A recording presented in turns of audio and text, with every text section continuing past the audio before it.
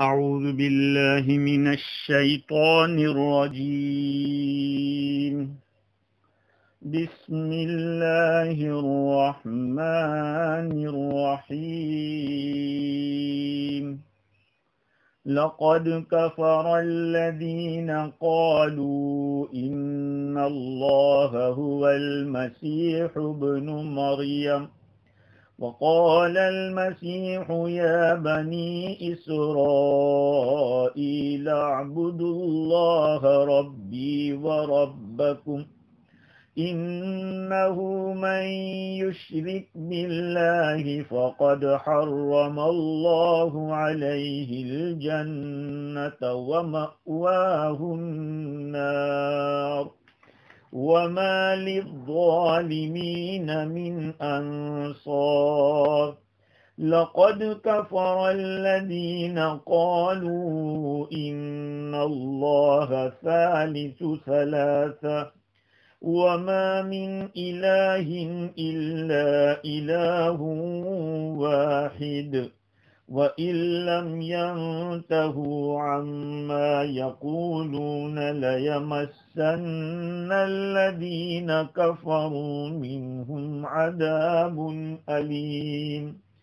أفلا يتوبون إلى الله ويستغفرونه والله غفور رحيم. ما المسيح ابن مريم إلا رسول قد خلت من قبله الرسل وأمه صديقة كانا يأكلان الطعام انظر كيف نبين لهم الآيات ثم انظر أنى يؤفكون. قل أتعبدون من دون الله ما لا يملك لكم ضرا ولا نفعا والله هو السميع العليم. صدق اللہ العظیم. معزز سامعین، بزرگوں، پیارے بھائیوں اور سننے والی خواتین، مائیں اور بہنیں، گزشتہ کل جو باتیں پیش کی گئی تھی ان کا تعلق یہودیوں کے ساتھ تھا. اللہ تعالیٰ نے چند آیات پہلے ایک آیت میں یہود و نصارہ دونوں سے خطاب کر کے حضور اکرم صلی اللہ علیہ وسلم کو حکم دیا تھا کہ آپ ان کو فرما دو کہ یا اہل الکتاب لستم علی شیء، تم کسی چیز پر نہیں ہو، کوئی کسی راستے کے اوپر نہیں ہو. اس کے بعد یہودیوں کے جو حالات تھے اس کو بیان کیا تھا. آج جن آیات کو میں نے تلاوت کیا ہے ان میں اللہ رب العزت نے نصارہ، اہل خسارہ، ان کے عقائد کو بیان بھی کیا ہے اور اس کا رد بھی کیا ہے دلائل کی روشنی میں. چنانچہ نصارہ کے اندر مختلف فرقے ہیں، جیسے کہ پہلے بھی عرض کیا گیا تھا، اور ان فرقوں کا جو بلیوز ہے علیحدہ علیحدہ ہے، اس لیے الگ الگ طور پہ ان کے عقائد کو ان آیات میں اللہ رب العزت نے بیان کیا. جیسے میں نے عرض کیا تھا کہ ان کے اندر ایک فرقہ یعقوبیہ ہے، ملکانیہ کا ہے، اسی طرح سے مرقوسیہ اور نستوریہ، یہ مختلف قسم کے فرقے ہیں. سب سے پہلے یعقوبیہ اور ملکانیہ جو فرقہ ہے، ان دونوں کا جو عقیدہ ہے اس کو رد کیا. ہم ترجمہ دیکھتے ہیں اللہ تعالیٰ کیا فرماتے ہیں. لقد كفر الذين قالوا إن الله هو المسيح ابن مريم، یقیناً کفر کیا ہے ان لوگوں نے جنہوں نے کہا کہ اللہ تو وہ عیسیٰ بن مریم ہی ہے۔ وقال المسيح يا بني إسرائيل اعبدوا الله ربي وربكم، حالانکہ عیسیٰ علیہ السلام نے فرمایا تھا کہ بنی اسرائیل تم اللہ تعالیٰ کی عبادت کرو جو میرا رب ہے اور تمہارا رب ہے۔ انہ من یشرک باللہ فقد حرم اللہ علیہ الجنہ،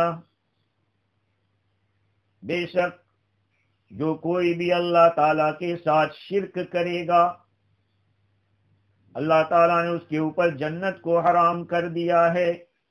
وَمَأْوَاهُ النَّارُ، اور اس کا ٹھکانہ جہنم ہے۔ وَمَا لِلظَّالِمِينَ مِنْ أَنصَارٍ، اور ظالموں کے لیے، گنہگاروں کے لیے کوئی مدد کرنے والا نہیں۔ یہ آیت کریمہ بتلا رہی ہے کہ نصارہ میں سے جس کسی نے، یا جو کوئی بھی چاہے نصارہ ہو یا نہ ہو، جس کسی نے بھی یہ کہا کہ اللہ وہی عیسیٰ ہے، اس نے کفر کیا ہے۔ یہ یعقوبیہ اور ملکانیہ فرقہ عقیدہ رکھتا تھا۔ قرآن مجید کے نزول کے وقت حضرت عیسیٰ علیہ السلام کے بارے میں نصارہ میں ایک ایسا فرقہ تھا جو حضرت عیسیٰ علیہ السلام کو خدا کہتا تھا۔ ان کا اعتقاد تھا کہ خدا تعالیٰ دنیا کے گناہ معاف کرنے کے لیے حضرت مریم علیہ السلام کے پیٹ سے مجسم ہو کر بشکل مسیح دنیا میں ظاہر ہوا، یعنی اللہ ہی آیا ہے مریم کے پیٹ سے، نعوذ باللہ۔ چونکہ یہ اعتقاد بالکل لغو تھا، اس لیے اللہ تعالیٰ نے اس قول کو رد کرنے کے لیے دلائل بیان نہیں کی،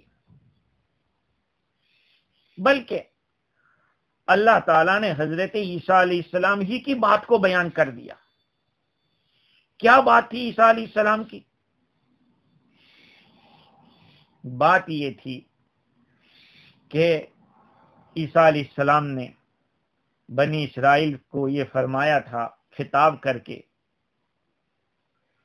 کہ تم اللہ کی عبادت کرو جو میرا بھی رب ہے اور تمہارا بھی رب ہے۔ وہ توحید کے داعی تھے،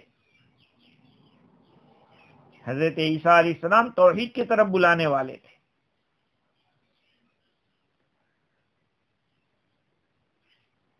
بلکہ حضرت عیسیٰ علیہ السلام اس دنیا میں تشریف لائے تو لاتے ہی جو پہلا کلام کیا ہے وہ اپنے بندہ ہونے کا اقرار کیا ہے۔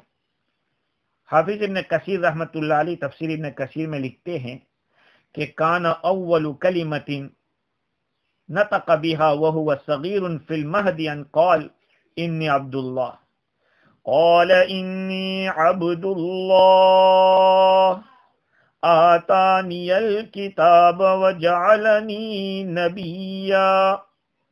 سورہ مریم کے اندر جب حضرت مریم علیہ السلام کے اوپر الزام لگایا ظالموں نے، نعوذ باللہ، تو حضرت مریم علیہ السلام کی صفائی کے لیے بچے نے گفتگو کی۔ حضرت عیسیٰ علیہ السلام نے گہوارے سے آپ نے جب اشارہ کیا، فاشارت الیہ قالوا کیف نکلم من کان فی المہد صبیا، لوگوں نے کہا کہ ہم کیسے بات کریں اس سے جو کہ ابھی گہوارے کے اندر بچہ ہے، بچے سے کیا بات کریں گے؟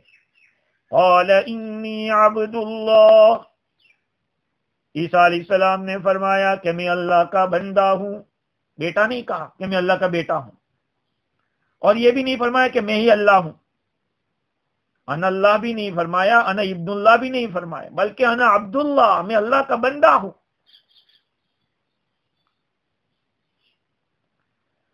تو یہ اللہ تعالیٰ نے حضرت عیسیٰ علیہ السلام کے کلام کو بتایا کہ بھئی میں تو اللہ کا بندہ ہوں، وہ ہمارا رب ہے، اس کی عبادت کرو۔ جو رب ہوتا ہے وہ مربوب تھوڑی ہوتا ہے، میں تو مربوب ہوں، رب تو وہ ہے۔ اب ان لوگوں کا یہ عقیدہ کہ اللہ ہی عیسیٰ ہے، یہ تو کھلی ہوئی بات ہے کہ دو ذات کو ایک کب کہہ سکتے ہیں؟ دو مختلف حقیقتوں کا آپس میں متحد ہو جانا ناممکن اور محال ہے۔ بھئی اللہ تعالیٰ کی حقیقت کیا؟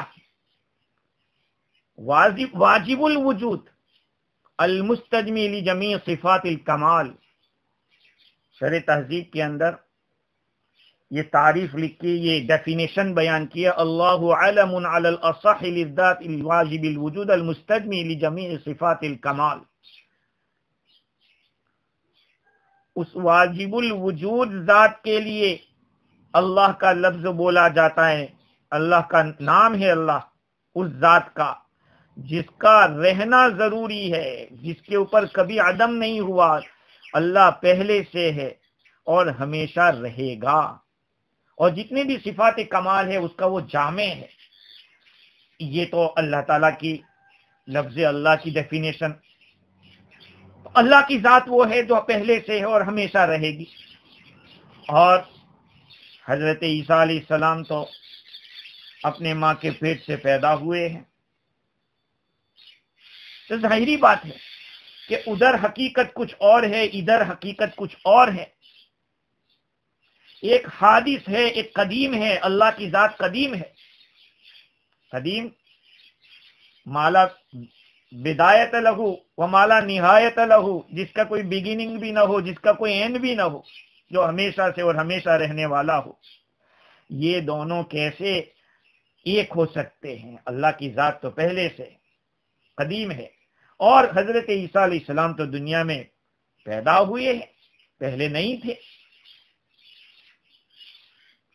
تو ان دونوں کا اتحاد کیسے ممکن ہے؟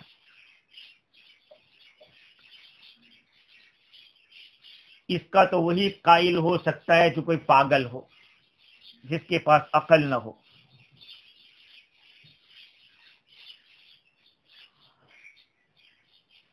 اگر اس ممکن کو ہم مانتے ہیں تو پھر رام چندر جو کہ سلیا کا بیٹا تھا، وشنو، مہادیو اور برہما، جن کو ہندو لوگ اسی طرح خدا مانتے ہیں، وہ کیسے ناممکن ہے؟ پھر ان کو بھی مانو۔ دیکھو، 4 انجیل جو فیمس ہے، ایک انجیل اناجیل اربع جس کو کہتے ہیں، ایک ہے انجیل متی، ایک انجیل لوقا، ایک انجیل یوحنا، اور ایک انجیل مرقس بھی کہتے ہیں۔ انجیل مرقس میں ہے کہ جب حضرت عیسیٰ علیہ السلام سے یہ پوچھا گیا کہ سارے حکموں میں سب سے پہلا حکم کیا ہے، تو حضرت عیسیٰ علیہ السلام یسوع نے جواب دیا کہ اول یہ بنی اسرائیل سن، خداوند ہمارا خدا ایک ہی خداوند ہے، ہاں ایک ہی اللہ ہے۔ خود انجیل مرقس میں لکھا ہے، یہ مولانا ادریس کاندھلوی رحمۃ اللہ نے لکھا ہے۔ حضرت عیسیٰ علیہ السلام نے یہ فرمایا کہ تم اللہ کی عبادت کرو جو میرا رب ہے اور تمہارا رب ہے۔ تو بھئی حضرت عیسیٰ علیہ السلام اللہ کیسے ہو سکتے ہیں؟ اللہ کی ذات پہلے سے ہے اور ہمیشہ رہے گی، اور عیسیٰ علیہ السلام کی ذات بعد میں آئی ہے۔ اور پھر اگر تم ایک ماننا چاہتے تو نعوذ باللہ یہ ماننا پڑے گا کہ خدا ان کے اندر داخل ہو گیا ہے، اور یہ کیسے دخول ہو سکتا ہے؟ آج کل جو جاہل صوفیہ یہ بھی کہتے ہیں کہ ہمارے اندر تو اللہ داخل ہو گیا، نعوذ باللہ، یہیں سے اس کا ابطال ہوتا ہے۔ ہاں، حلول کر جانا، داخل ہو جانا۔ مولانا تھانوی رحمت اللہ علیہ نے مسائل السلوک میں لکھا ہے کہ یہ آیت کریمہ دلالت کر رہی ہے علی بطلان الحلول والاتحاد الذي يزعمه جہلۃ الصوفیہ، جو جاہل صوفیہ اپنے آپ کو کہتے ہیں کہ ہم تو پہنچ چکے، خدا ہمارے اندر داخل ہو گئے، نعوذ باللہ، اس آیت سے اس کی تردید ہوتی ہے۔ تو ایک بات تو حضرت عیسیٰ علیہ السلام نے یہ فرمائی تھی، اور دوسری بات یہ فرمائی تھی کہ إِنَّهُ مَن يُشْرِكْ بِاللَّهِ فَقَدْ حَرَّمَ اللَّهُ عَلَيْهِ الْجَنَّةَ وَمَأْوَاهُ النَّارُ، یقیناً وہ جس نے اللہ کے ساتھ شریک کیا، اللہ تعالیٰ نے اس کے اوپر جنت کو حرام کر دیا ہے۔ اس حصے کے بارے میں آیت کا یہ حصہ کس کا کلام ہے؟ بعض مفسرین فرماتے ہیں کہ یہ بھی حضرت عیسیٰ علیہ السلام کا کلام ہے۔ بھائی جتنے انبیاء علیہ السلام دنیا میں تشریف لائے، سب نے توحید کی بات کی، توحید پر آنے کا حکم دیا، شرک سے بچنے کا حکم دیا، توحید کے اوپر جنت کی بشارت سنائی، شرک کے اوپر جہنم کی بات سنائی۔ تو یہ حضرت عیسیٰ علیہ السلام کا بھی کلام ہو سکتا ہے، اور یہ اللہ تعالیٰ کا کلام بھی۔ اللہ تعالیٰ نے یا تو حضرت عیسیٰ علیہ السلام کی بات کو یہاں نقل کیا ہے، یا اللہ نے خود اعلان کیا ہے کہ جو آدمی بھی اللہ کے ساتھ شرک کرے گا، اللہ تعالیٰ نے اس کے اوپر جنت کو حرام کر رکھا ہے۔ خود میرے اور آپ کے آقا سرکار دو عالم صلی اللہ علیہ وسلم کا ارشاد ابن کثیر رحمۃ اللہ علیہ نے لکھا کہ آپ صلی اللہ علیہ وسلم نے ایک پکارنے والے کو بھیجا کہ جاؤ لوگوں میں اعلان کر دو، ان الجنت لا يدخلها الا نفس مسلمہ وفی لفظ مؤمنہ، اللہ نے جو جنت بنائے، جنت میں وہی لوگ داخل ہو سکتے ہیں جو اسلام لائے ہو یا ایمان لائے ہو۔ مسلم جان یا مومن جان ہی جنت میں داخل ہو سکے گی، اور کوئی نہیں داخل ہو سکے گا۔ تو خیر، یہ اللہ تعالیٰ نے جنت کو حرام کر دیا ہے شرک کرنے والے پر۔ دیکھو میرے عزیزو، یاد رکھو، ہم نے شرک یہ سمجھ رکھا ہے کہ مورتی کے سامنے پوجا کر لے یا کسی کو خدا کہہ دے، یقیناً یہ تو ہے ہی، لیکن اس کے ساتھ ساتھ بہت سی اور باتیں بھی ہے کہ کسی کا حکم خدا کی طرح ماننا۔ مولانا نے کہہ دیا، ارے وہ تو بہت سارے لوگ یہ بھی سوچتے ہیں کہ مفتی اگر فتویٰ دے دے گویا کہ خدا نے کہہ دیا۔ ارے مفتی بھی تابع ہے، وہ بھی قرآن اور حدیث کے تابع ہے، وہ اپنی رائے سے نہیں کہہ سکتا۔ ہاں، اگر اپنی رائے سے کہا ہے بہت بڑا مجرم ہے وہ۔ وَمَا لِلظَّالِمِينَ مِنْ أَنصَارٍ، اور گنہگاروں کے لیے کوئی مددگار نہیں ہوگا۔ حضرت عیسیٰ علیہ السلام کا کلام کو اللہ تعالیٰ نے بیان کیا کہ دیکھو وہ خود منع کر رہے ہیں، وہ خود اپنے آپ کو اللہ کا بندہ کہہ رہے ہیں اور اللہ تعالیٰ کو اپنا رب مان رہے ہیں، پھر ہمیں کیا حق پہنچتا ہے کہ ہم حضرت عیسیٰ علیہ السلام کو خدا مان لیں۔ اس آیت کریمہ میں نصارہ کے وہ دو فرقے جو حضرت عیسیٰ علیہ السلام ہی کو خدا مانتے ہیں، یعنی ان کا یہ سمجھنا ہے بقول امام رازی کے کہ مریم علیہ السلام نے معبود جنا تھا، ان کا کہنے کا یہ مطلب تھا، اور ان کی سوچ یہ تھی کہ اللہ تعالیٰ حضرت عیسیٰ علیہ السلام کی ذات میں حلول کر گئے، اتر گئے، اور وہ دونوں ایک ہو گئے۔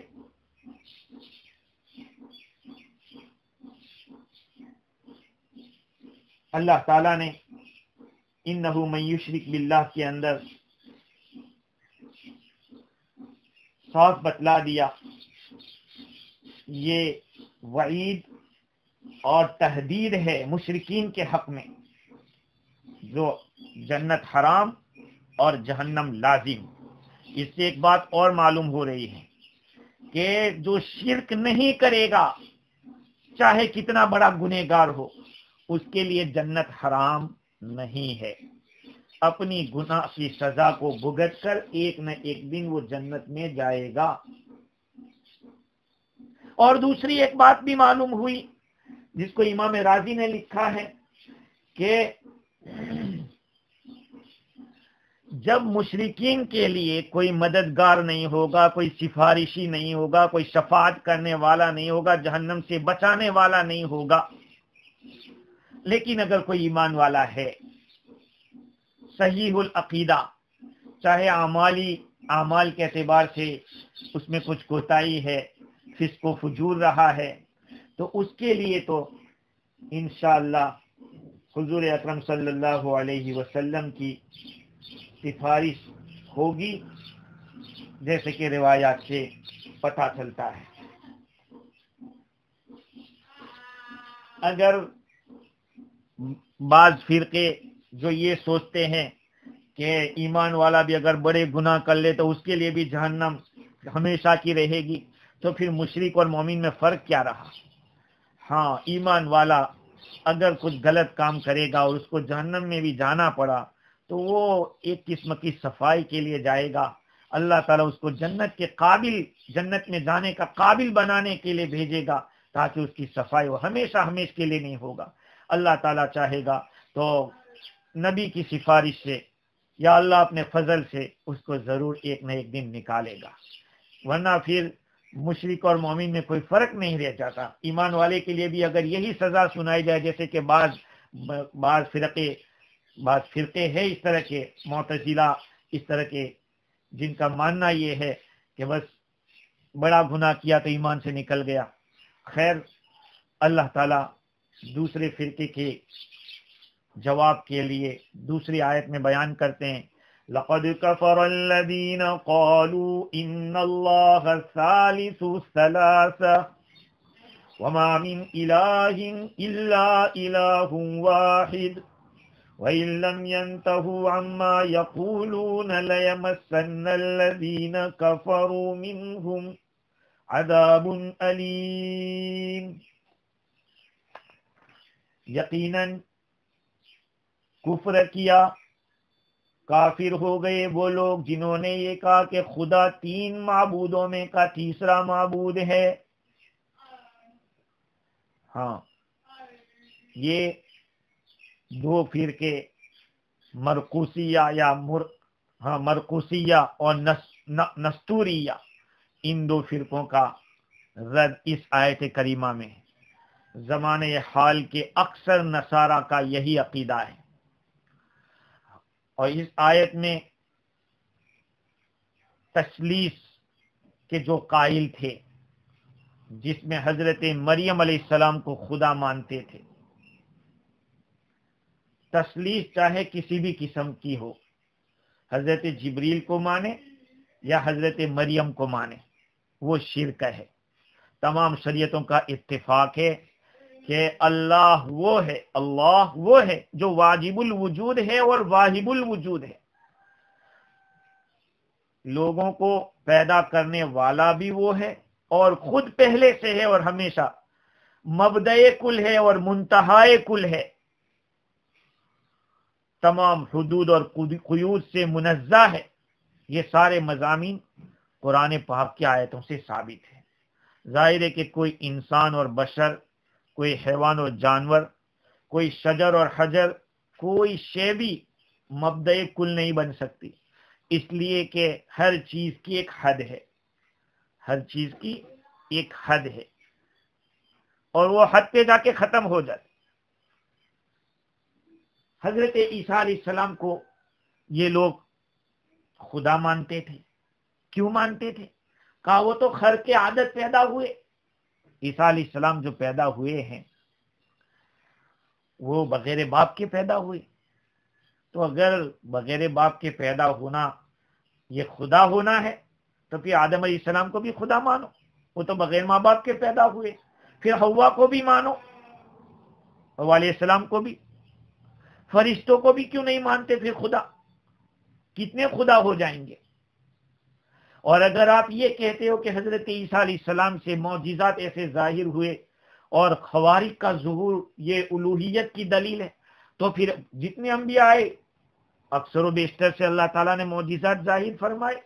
حضرت ابراہیم علیہ السلام سے بھی معجزات ظاہر ہوئے، اور ابھی سب سے آخری نبی میرے اور آپ کے آقا سرکار دو عالم صلی اللہ علیہ وسلم سے کتنے معجزات۔ اگر تفصیل سے جاؤ تو قرآن کی ہر ایک آیت معجزہ ہے، تو 6666 تو یہی معجزے ہو جائیں گے۔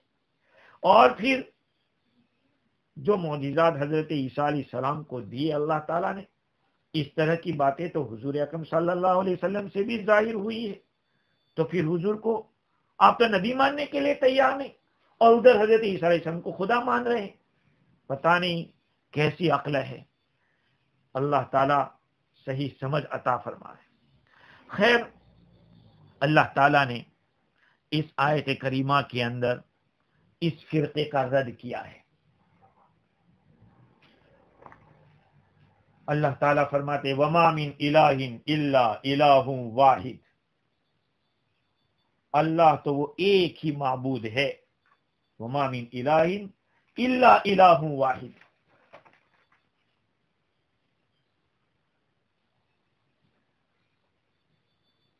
اللہ تعالیٰ نے صاف لفظوں میں کہہ دیا کہ دو تین جو تم مان رہے ہو، تین میں کا تیسرا، ان اللہ ثالث ثلاثہ، اللہ تعالیٰ تین میں کا تیسرا ہے۔ اب یہ تین میں کا ایک تو عیسیٰ علیہ السلام، دوسرے نمبر پہ مریم علیہ السلام، اور تیسرا اللہ، تین میں کا تیسرا ہے۔ اور بعض حضرات یہ عقیدہ رکھتے ہیں کہ حضرت مریم علیہ السلام کی جگہ پر روح القدس ہے۔ اللہ تعالیٰ فرماتے کہ کچھ نہیں، وَمَا مِنْ إِلَٰهٍ إِلَّا إِلَٰهٌ وَاحِدٌ، تمہارا معبود ایک ہی معبود ہے۔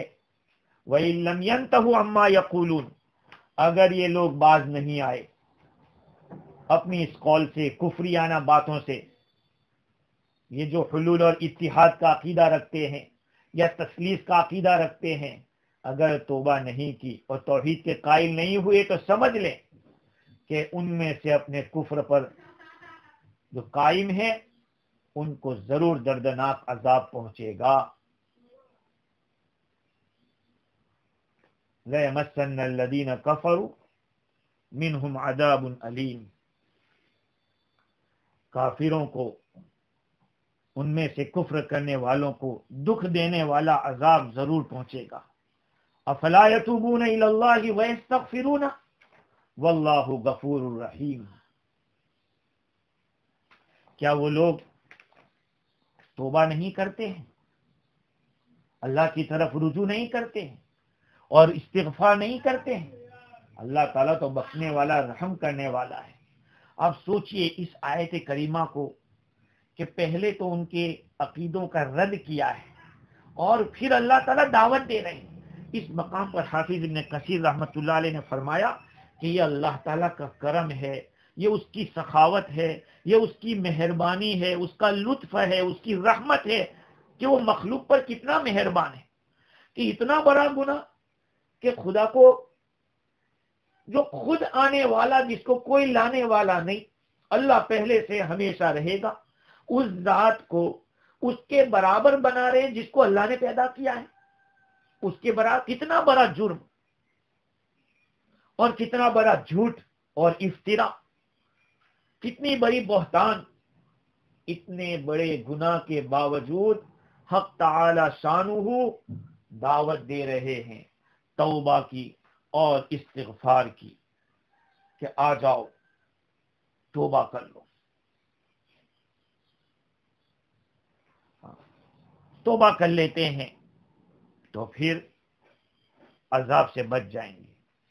یہ جو اوپر گزرا کہ لَيَمَسَّنَّ الَّذِينَ كَفَرُوا مِنْهُمْ، ان میں سے جنہوں نے کفر کیا ہے ان کو عذاب پہنچے گا، ان میں سے، یعنی اگر توبہ کر لیتے تو عذاب نہیں پہنچے گا، جو توبہ نہ کرے اور اپنے ہی عقیدے پر باقی رہے عذاب آئے گا۔ یہ اللہ کا بڑا احسان ہے کہ وہ ذات صلح کے لیے تیار ہے، اس نے دروازے اوپن رکھے کہ آدمی غور و فکر کرے اور ایمان میں داخل ہو جاوے اور ٹھنڈے دماغ سے سوچے، عصبیت سے نکل کر، چمڑی کی عصبیت ہے، ملک کی عصبیت ہے، یہ ساری چیزیں چھوڑ کر ٹھنڈے دماغ سے سوچ کر صحیح عقیدے کے اوپر آ جاوے۔ تو اللہ تعالیٰ نے دعوت دی ایک تو توبہ کرنے کی، اور ایک استغفار کرنے کی، توبہ اور استغفار۔ توبہ جو ہے وہ دل کا کام ہے اور استغفار زبان کا کام ہے۔ بیان القرآن کے اندر لکھا ہے کہ التوبۃ من افعال القلوب فی الاصل، اصل میں دل کا عمل ہوتا ہے، جو توبہ ہے وہ دل سے ہوتی ہے، اور استغفار یہ زبان کا عمل ہے۔ یہ دونوں کے درمیان اس طرح جمع ہوگا کہ توبہ بھی کریں اور استغفار، زبان سے استغفار ہو اور دل سے توبہ ہو، اور دونوں ضروری ہے۔ واللہ غفور الرحیم، اللہ تعالیٰ تو بخشنے والا ہے، رحم کرنے والا ہے۔ آگے اللہ تعالیٰ نے دلائل بتلائے ہیں، چونکہ مسیحیت جو ہے ان کا الوہیت کا جو عقیدہ ہے، الوہیت کا عقیدہ اللہ تعالیٰ نے پہلے اس کو بتا دیا، ایک عام مضمون سے بتایا کہ دونوں کافر ہیں، چاہے تثلیث والے ہو یا حضرت عیسیٰ کو خدا ماننے والے ہو، دونوں کے دونوں کافر ہیں۔ اب آگے ایک خاص دلیل کے ذریعے اللہ اس کو ان کے عقیدے کا رد کر رہے ہیں۔ المسیح ابن مریم الا رسول، مریم کا بیٹا سوائے رسول کے اور کچھ نہیں۔ مسیح ابن مریم علیہ السلام صرف رسول ہی ہے۔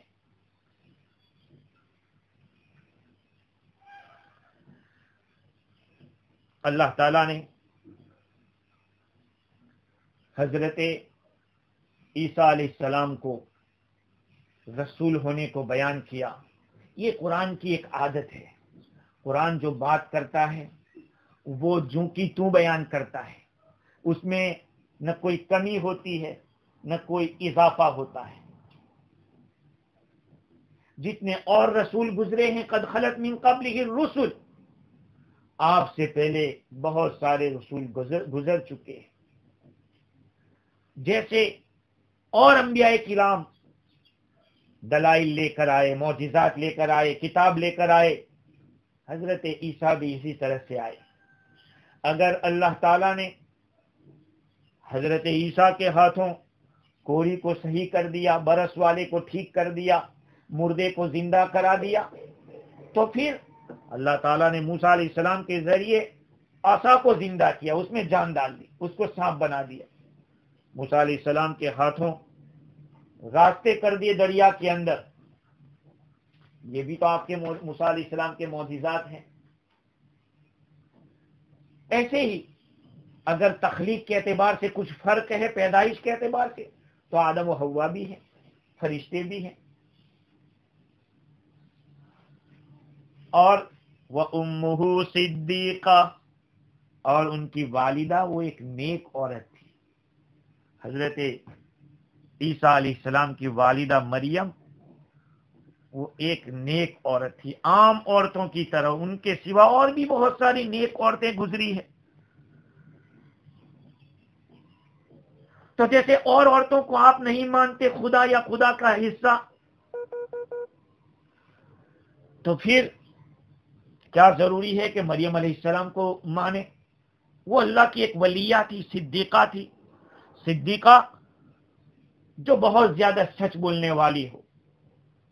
چونکہ حضرت مریم علیہ السلام نے اپنے رب کی آیتوں کی تصدیق کی، اور جو کچھ بھی ان کو خبر دی گئی حضرت عیسیٰ علیہ السلام کے بارے میں، اس کی انہوں نے تصدیق کی، اس کو انہوں نے سچ مانا۔ اس لیے حضرت مریم علیہ السلام کو صدیقہ کہا گیا۔ قرآن مجید میں ہے فَأَرْسَلْنَا إِلَيْهَا رُوحَنَا فَتَمَثَّلَ لَهَا بَشَرًا سَوِيًّا۔ جبرائیل علیہ السلام نے جب بات کی حضرت مریم سے، تو انہوں نے اس کو ان کی تصدیق کر دی اور اس کو قبول کر لیا کہ ٹھیک ہے۔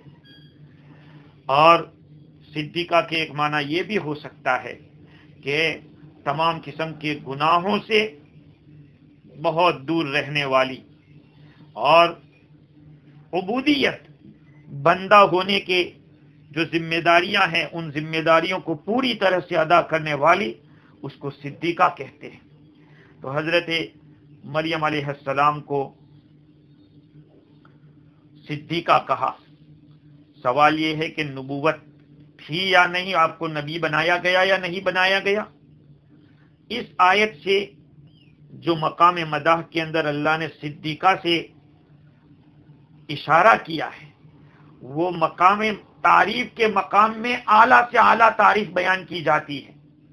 اس لیے جمہور امت کی تحقیق یہ ہے کہ حضرت مریم علیہ السلام نبیہ نہیں تھی۔ ہاں، عورتوں کے اندر نبوت نہیں آئی ہے۔ بعض علماء نے یہ کہہ دیا کہ عورتوں میں آئی، اللہ تعالیٰ نے ان کی طرف وحی بھیجی۔ ارے وحی کے کئی معنی ہوتے ہیں۔ قرآن مجید کہتا ہے وَمَا أَرْسَلْنَا مِن قَبْلِكَ إِلَّا رِجَالًا نُوحِي إِلَيْهِمْ، ہاں مردوں ہی کے اوپر وحی بھیجی ہے ہم نے۔ اور ظاہری بات ہے کہ نبوت کا اتنا اونچا مقام ہے اور اس کی ایک بڑی ذمہ داری ہے، تو اللہ تعالیٰ نے اس کے لیے مردوں کا انتخاب کیا۔ وَأُمُّهُ صِدِّيقَةٌ كَانَا يَأْكُلَانِ الطَّعَامَ، وہ دونوں کھانا کھاتے تھے۔ حضرت مریم علیہ السلام بھی اور حضرت عیسیٰ علیہ السلام بھی۔ اللہ تعالیٰ نے اس مقام کے اوپر ان کے معبود نہ ہونے کی دلیل بتلائی ہے۔ کانا یأکلان الطعام، وہ دونوں کھانا کھاتے تھے۔ کیا مطلب؟ بھائی جو شخص کھانا کھاتا ہے وہ اس کا محتاج ہوتا ہے، کھانے کی اس کو ضرورت پڑتی ہے، اور چاہے یہ کھانا غذا کے لیے کھاتا ہو یا یہ کہ لذت کے لیے کھاتا ہو۔ اور دوسری بات یہ ہے کہ کھانا کھانا یہ مادیت کا خاصہ ہے، مادیت کا خاصہ ہے، مٹیریل لائف جس کو کہتے ہیں، جو مٹیریل لائف کے اندر غذا کی ضرورت پڑتی ہے۔ تو محتاج ہونا، کھانا کھانے والے کو ضرورت پڑتی ہے، کھانے کی بھی ضرورت پڑتی ہے، اور پیٹ میں جانے کے بعد اس کو ہضم کرنے کی بھی ضرورت پڑتی ہے۔ اسی لیے بعض مفسرین نے یہ کہا کہ کھانا کھانے سے اشارہ اس بات کی طرف ہے کہ ان کو ضرورت پڑتی ہے استنجا کرنے کی بھی، کنایۃ عن الحدث، جو کوئی بھی کھانا کھائے گا تو اس کو ٹوائلٹ جانا ضروری ہے۔ اور یہاں پر اصل میں مقصد یہی ہے کہ نصارہ کا جو قول ہے اس کے فاسد ہونے پر استدلال کرنا ہے۔ حضرت مریم علیہ السلام کے بارے میں کیا فرمایا ہے؟ وَأُمُّهُ صِدِّيقَةٌ، عیسیٰ علیہ السلام کی والدہ نیک عورت تھی۔ اشارہ کیا کہ بھئی عیسیٰ کی تو ماں تھی، عیسیٰ علیہ السلام کی ماں تھی، اور جس کی ماں ہوتی ہے اس کا یہ مطلب ہوتا ہے کہ یہ بعد میں آئے ہیں، پہلے ماں آئی، ماں کے بعد بیٹا آیا، تو گویا کہ بیٹا پہلے نہیں تھا، ماں آئی اس کے بعد بیٹا آیا ہے۔ تو یہ بتلانا ہے کہ یہ تو حادث ہے، اللہ قدیم ہے، اللہ پہلے سے ہے اور ہمیشہ رہے گا، اور عیسیٰ علیہ السلام تو بعد میں آئے ہیں، تو پھر کیسے وہ خدا ہو سکتے ہیں؟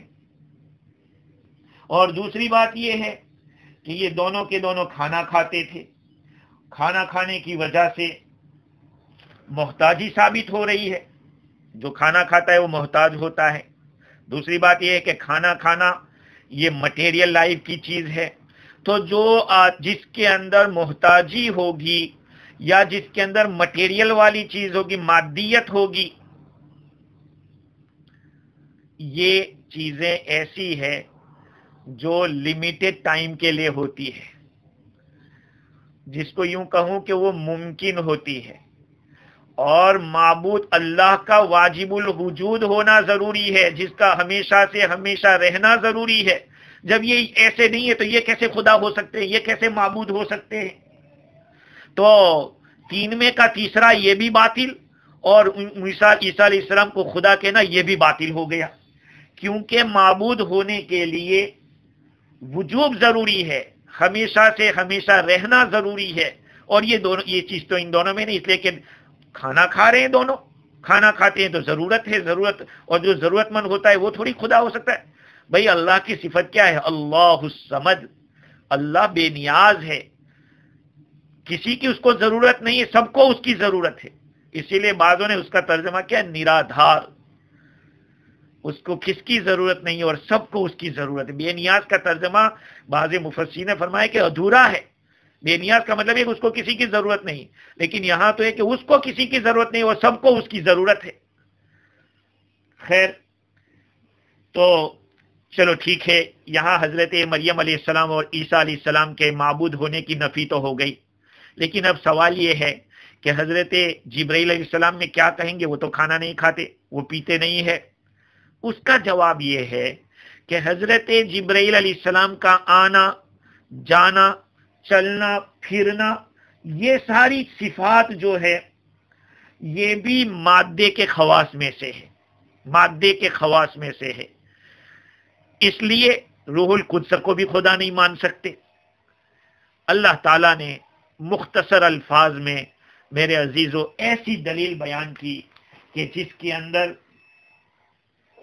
ان لوگوں کے پڑک سے اڑ جائے، ان کے پاس کوئی دلیل نہیں ہے.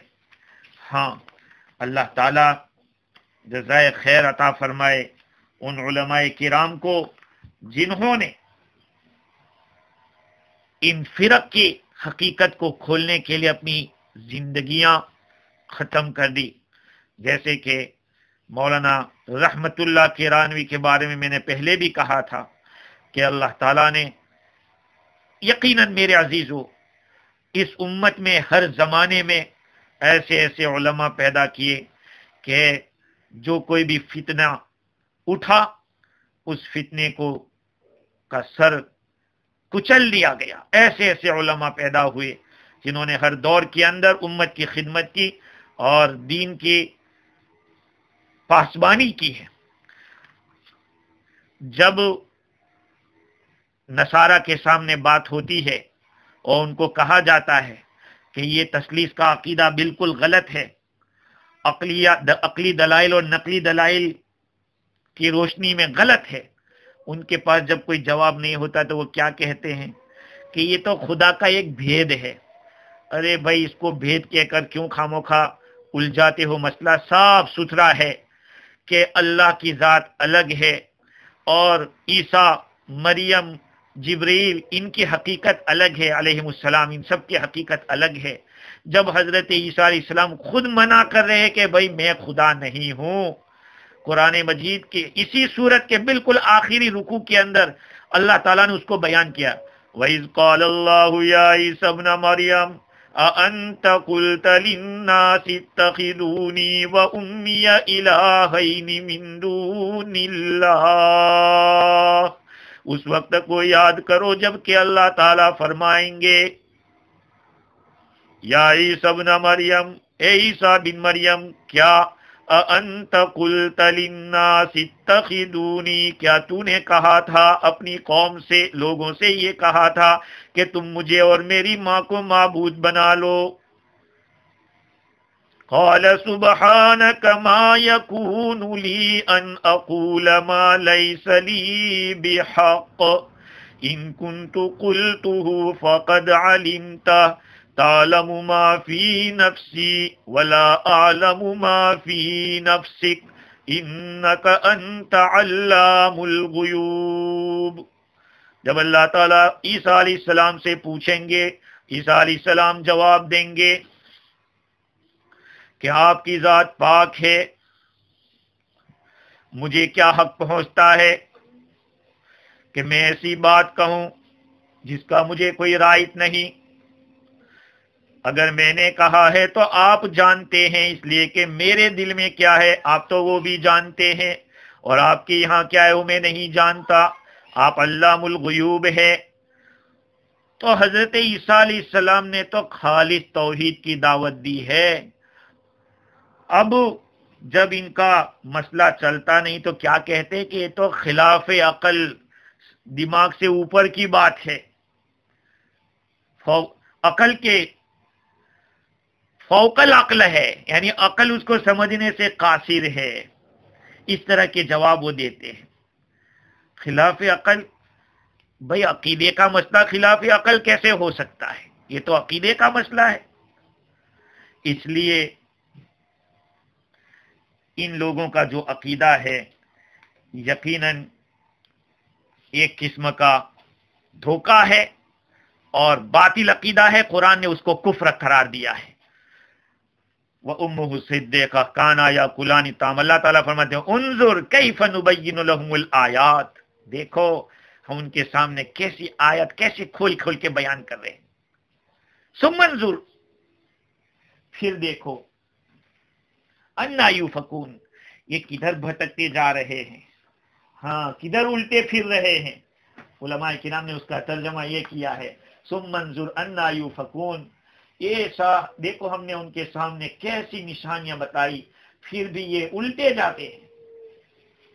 اللہ تعالیٰ فرماتے ہیں قل اتعبدون من دون اللہ ما لا یملک لکم ضرا ولا نفعا، کیا تم ایسے عبادت کرتی ہو اللہ کو چھوڑ کر ایسی چیزوں کی جو نہ تم کو نفع پہنچا سکتے ہیں نہ نقصان پہنچا سکتے ہیں. واللہ هو السمیع العلیم. ہاں اللہ تعالیٰ نے اس آیت کریمہ میں کہ بہت ہی بڑا سبق دیا ہے. اتعبدون من دون اللہ، تم اللہ کو چھوڑ کر ایسی چیزوں کی پوجا کرتے ہو جو نہ تمہیں نفع پہنچا سکتے ہیں نہ نقصان پہنچا سکتے ہیں. واللہ هو السمیع العلیم، اللہ تعالیٰ ہی سننے والا جاننے والا ہے. یہ نصارہ کے قول کے فساد کے اوپر ایک دوسری دلیل ہے، کیونکہ یہود عیسیٰ علیہ السلام سے دشمنی رکھتے تھے اور ان کو نقصان پہنچانے کا ارادہ کرتے تھے، لیکن وہ لوگ نقصان نہیں پہنچا سکے. اور حضرت عیسیٰ علیہ السلام کے مددگار جو تھے، ان کے جو ساتھی تھے، وہ آپ سے محبت کرتے تھے، لیکن وہ بھی حضرت عیسیٰ علیہ السلام کو نفع نہیں پہنچا سکے دنیا کے اندر. تو سمجھ میں آ رہا ہے کہ اللہ کی ذات کے سوا کوئی نفع نقصان کے مالک نہیں ہے، اسی کی اسی لیے عبادت کرنی چاہیے. نصارہ کا مذہب یہ تھا، وہ یہ سوچتے ہیں کہ حضرت عیسیٰ علیہ السلام کو سولی دے دی. میں جب نیوزی لینڈ میں اسکول میں جا رہا تھا اسکول سیکھنے کے لیے انگلش، تو پہلے ہی دن جو ناری نام کی ایک لیڈی تھی، اس نے کرسچن کے کچھ تعارف کرایا کرسچنالٹی کا. اس میں اس نے یہ کہا کہ انہوں نے پوری قوم کی سزا پہلے بھگت لی ہے. ہاں یہ لوگ جب انگلش سکھاتے ہیں تو اپنے مذہب کی باتیں اس طرح ڈالتے ہیں. ان کا عقیدہ یہ ہے کہ حضرت عیسیٰ علیہ السلام کو سولی پہ چڑھا دیا اور ان کو جو تکلیف ہوئی ہے وہ تکلیف پوری قوم کی طرف سے پہلے ہی انہوں نے برداشت کر لی ہے، سزا پہلے انہوں نے. یہ بھی کیسا عقیدہ؟ ارے بھائی پہلے جرم ہوتا ہے بعد میں سزا ہوتی ہے. یہ کہتے ہیں کہ انہوں نے سزا بھگت لی ہم لوگوں کی طرف سے. کیسا الٹا عقیدہ ہے کہ گناہ ہم کریں اور انہوں نے سزا بھگتی، اور وہ بھی پہلے سزا ہو گئی اور بعد میں گناہ ہو رہے ہیں. خیر انشاءاللہ مزید گفتگو اس کے اوپر آئندہ کل کریں گے.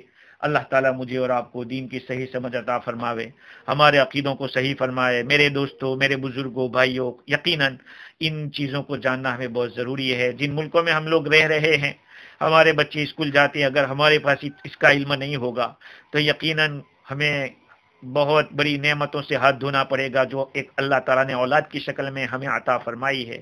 اللہ ہم سب کی نسلوں کی حفاظت فرمائے. واخر دعوانا الحمدللہ.